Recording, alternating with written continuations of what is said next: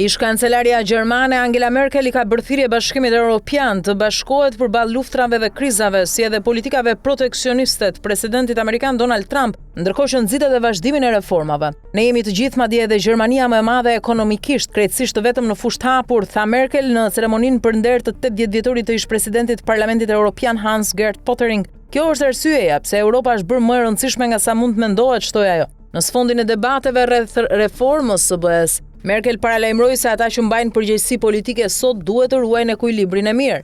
Ajo thotë se një disavantazh i Traktatit të Lisbonës është se duhet mblidhet një konvent evropiane për ndryshime të mëdha.